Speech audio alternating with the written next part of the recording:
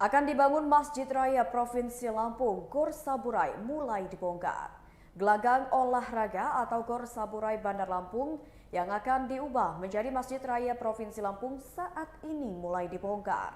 Pantauan Tribun Lampung pada Sabtu 28 Januari 2023, pembongkaran Gor Saburai dimulai dari bagian atap. Sehingga kondisinya saat ini atap dari Gor Saburai sudah tidak ada gentingnya dan tersisa sebagian rangkanya saja.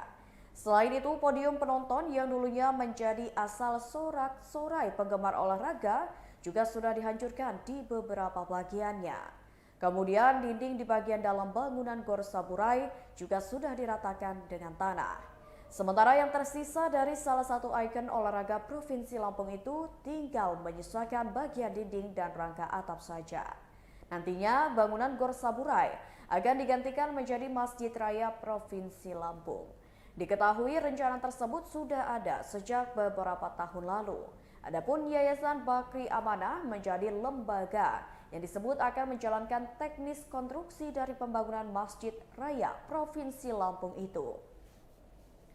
Menurut pengelola Yayasan Bakri Amanah, Reza, saat diwawancarai Tribun Lampung pada Sabtu 28 Januari 2023 mengatakan saat ini tahap awalnya mempersiapkan lahan terlebih dahulu.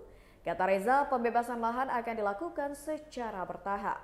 Nantinya menurutnya rencana tahap konstruksi pembangunan Masjid Raya Provinsi Lampung akan dimulai pada April 2023 nanti. Untuk informasi, Gor Saburai memiliki luas sekitar 9.655 meter persegi dengan rincian panjang 114 meter dan lebar 84 meter.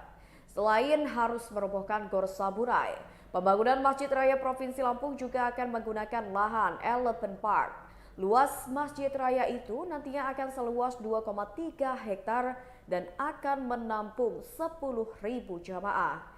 Sementara dalam wawancara secara terpisah, Gubernur Lampung Arinal Junaidi sempat menjelaskan jika beralihnya fungsi lahan Gor Saburai dari kawasan olahraga jadi kawasan keagamaan sudah mengantongi izin dan rekomendasi.